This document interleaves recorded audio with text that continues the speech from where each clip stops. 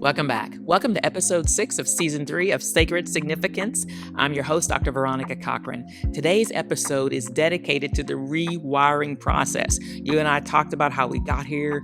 We looked for the places that were in conflict, and we started identifying data points that would prove to us that maybe we needed to install new beliefs or upgrade our old belief system. So that's what this episode is about. How do we begin to rewire, rebuild, so we can experience a different reality? Don't miss episode 6 with Dr. V.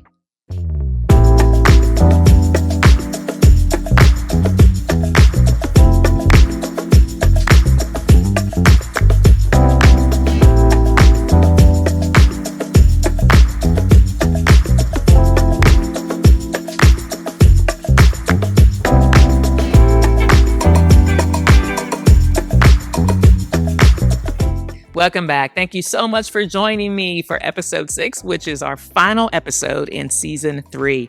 Listen, this has been so rich. It's been so good hanging out with you, really discussing these beliefs and how they are the invisible blueprints to our lived experience and our reality. So I want to talk today about how do we do the rewiring? How do we get a different result? How do we begin to replace old belief systems so that you and I can live the life we desire to live and see the reality that we envision? So I want to remind you of a couple things. I want to remind you that a belief is a neural pathway. So what that means is it is not just steeped in an idea we hold, a concept we hold. It's not kind of an invisible, very fragile thing. It actually is a neurological pathway. And over time, through emotion, repetition, it becomes an ingrained imprint. And remember, the brain likes the shortcuts. So it loves the familiar. So it can run and process gobs of information with the greatest efficiency because it holds on to the familiar. It prefers preferences, patterns, old patterns of behavior. That explains why it's very difficult for you and I to break habits.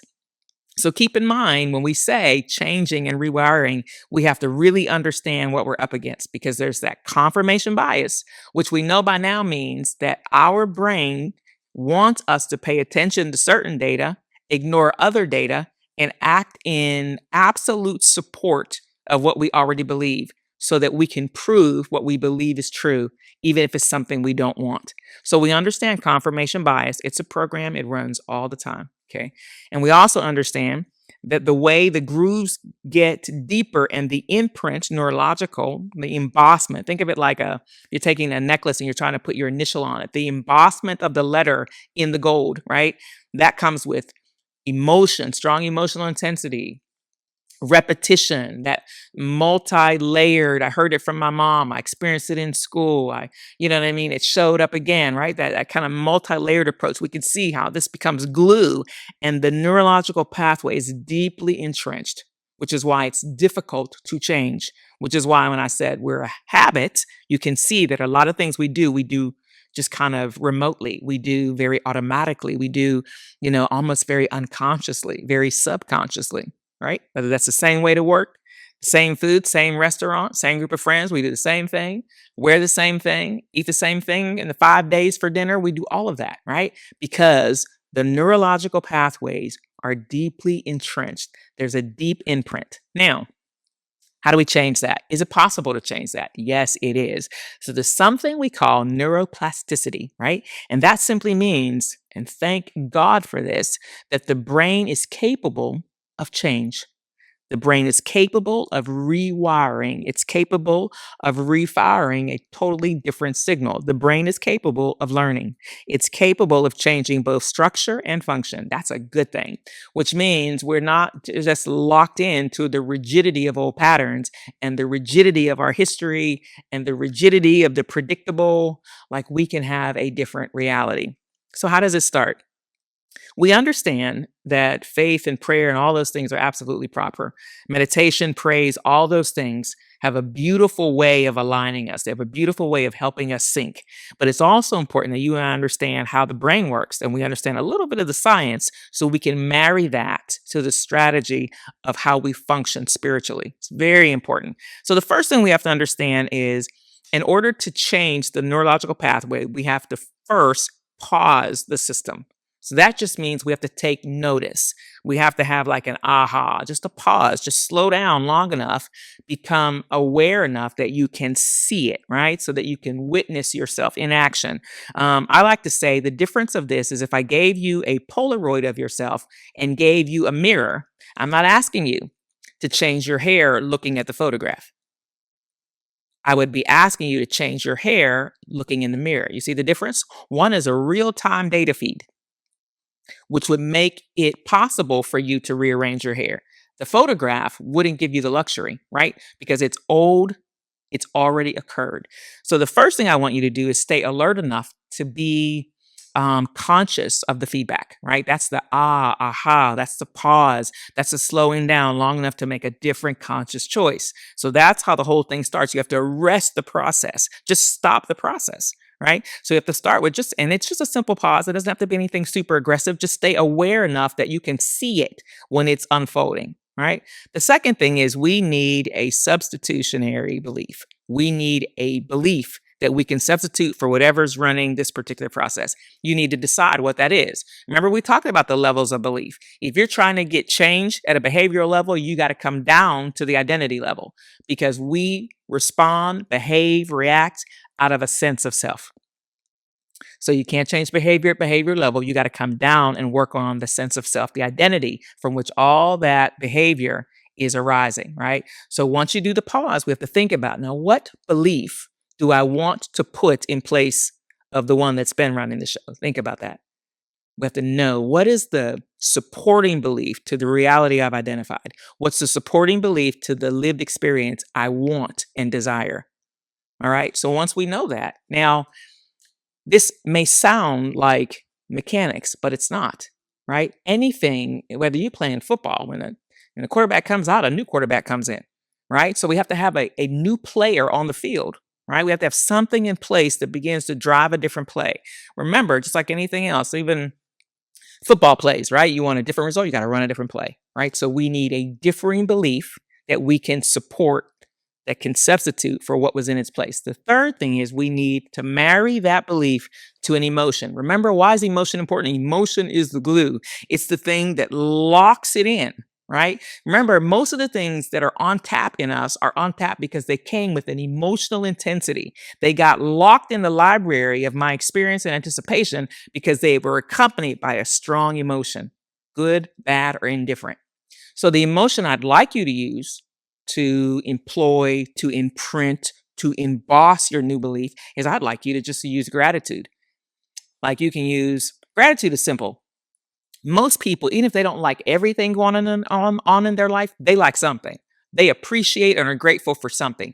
Use gratitude, just the gratitude that I can think and I'm able to inquire about how I'm getting the result I'm getting, and I'm able, by neuroplasticity, I'm able to change the outcome. See, that's something to be grateful for, that I can be taught, I can learn, I can rebuild, I can rewire, and as a result, I can have a different reality? Absolutely.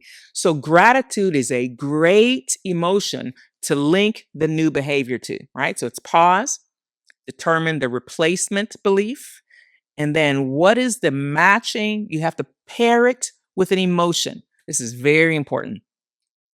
Most times we have a belief, we haven't paired it to anything. So it's not locked in place in any way. It's not grounded, it's not glued in yet. Like lock it in with a beautiful emotion, gratitude, joy, right? But lock it in with an emotion. The next thing is, and this is probably for me the most important one, right? And it has to do with the ability to maybe allow it the time of processing. So thinking of old pictures, right? When you took the picture and it popped out, you had to sit it down. And I'm probably dating myself, but you had to, you kind of shake it in the air. So and then it develops, right? I know you don't remember that, right? But that's exactly how the Polaroid works. Took the picture came out, you didn't see anything. It just kind of, wait, it's processing. The processing step is, and this is very important, and I have found this works best in stillness, is you allow the belief to integrate. Now, stillness is really important. Stillness is important because it moves us from a more like a beta brainwave to more like an alpha. So that means it slows everything down for us. So the integration of the new belief can take place. That happens easiest in stillness. So if you can be still, hold on to that gratitude, right? And allow that new belief to develop, to integrate, right? Just like the Polaroid, like sitting in beautiful stillness allows the access to the right place, allows the brain to do its beautiful work, allows it to rewire a new configuration. And then guess what we do beyond that? It's simple. Remember, confirmation bias, the last step is we act in concert to what we believe without even knowing it. Well, this is the final step of rewiring. We begin to act, behave in support of what we now believe. Now, granted, it will start consciously, but eventually it won't be a conscious thing. It will start off as something you have to do with effort, and eventually it will become effortless. But it starts off where we have to marry the behavior to the belief. Now, what would it look like in behavior if I believe that? That's what you have to ask yourself. How would a person that believe that, how would they act? How would they respond? How would they behave? And as a result, this is that step, right? So we're going to pause the old system, figure out what's the new belief, correspond and pair that with a beautiful emotion. We're going to allow that to sit in our state, our sense of self, right? We do that through stillness so that it can integrate, it can develop.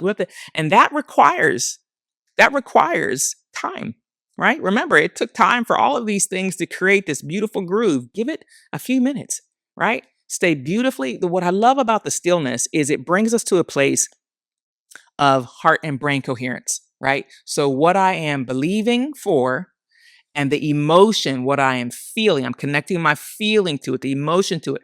I pull the head and the heart together. That is heart brain coherence. That is the key. And then when you sit with that, right? So I'm sitting with this beautiful state of heart brain coherence, and as a result, that's where the integration happens. That's where that's the magic. That's where the processing is taking place. And you give it a few minutes there. You don't have to sit there long. 10, 15 minutes. Just sit with the new belief, that beautiful corresponding emotion, that sense of self, right? That beautiful stillness that connects those two components. There's something so powerful there. And then you act in correspondence to what you believe. Figure out 2 or 3 things. Now, the key for this, sometimes you're going to find that the old route, like it's like a flashback.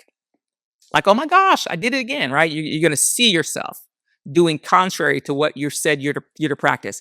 That is fine. I'm not asking you to judge. I'm asking you to stay consistent. Consistency is the key here, which means, believe it or not, your system will respond better to the constant, bring it back. The constant, okay, right? It responds better to that than if you never, ever move. What I mean by that is the system is designed that it doesn't need perfection. It doesn't need, oh, we never miss. It doesn't need that. It needs consistency. And the consistency isn't in I get it all right. It means I know how to bring it back. It doesn't mean I never miss. It just means I know what to do when I do. That is the most important part. Consistency is the key, right? So you're trying to build the new system, create the new belief system, build a new jurisdiction for a new reality.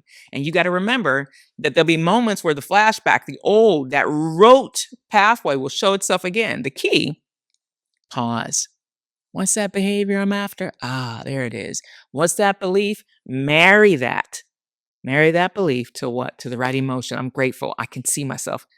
I'm grateful. I can learn. I can change. I can adapt. My brain is capable of structural and functional change, right? And then I sit with that. Allow the place of the stillness is the key. I'm doing these things called sacred stillness labs, and it's just to really understand the medium of stillness. Stillness is a powerful bridge, right? There's a scripture that says, be still and know. Knowing is the outcome of stillness. It creates knowns, right? Visible reality, experience. Stillness is a beautiful bridge. Don't miss that step, right? Just sitting with yourself and being still. That's the integration. That's the processing. And then you act in correspondence to what you believe, right? Remember the confirmation. If I'm doing the thing, it's a feedback loop, and my mind begins to assimilate the new information. I've laid it down with emotion. I have the repetition. Remember, repetition, emotion, all those things build a strong neurological pathway. That's how rewiring happens. Listen, when the story of Esther is a beautiful story, it's incredible. But Even when the king found out that there was this incredible plan against Esther and her people, he didn't say, I'll take care of it. He didn't say, I got this. He said, you rewrite. You rewrite the story. You write again, rewrite a new story for your people, right? Rewrite it. You have to write a new decree, right? He didn't say, I'll do it. He actually said, listen, I can't do anything about what the signet ring has already embossed, but you can rewrite the history of your people right now. You can rewrite it, right? You can erase, paste.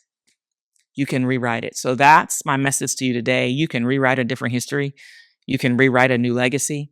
You can rewrite and live a new destiny. But don't you think that somebody else can rewrite that for you? The same belief that narrates your life is the same one I'm asking you to become the architect of. Consciously become the architect of. So what's the key? The key is consistency. Remember, I'm not interested in perfection. I'm interested in every time you catch yourself moving down the trail of the old default system, you stop, take the pause, and then enter into the process. Wait it out, integrate, let the processing happen. And eventually you'll see that what you're doing that feels rote, mechanical, and full of effort, one day will be effortless, seamless, and unconscious. And you know what? Your life will bear the witness and the fruit that you have a new living reality because you upgraded and installed a new belief system. Listen, this has been Dr. Veronica. It has been amazing to hang out with you. This has been episode 6. If you missed the other episodes, you're going to want to listen to them because they're going to make this episode make a whole lot more sense. Thank you so much for joining me for season 3. Listen, season 4 is going to be coming up next. You won't want to miss it. But right now, you got lots to work on. It's been a pleasure. See you next time.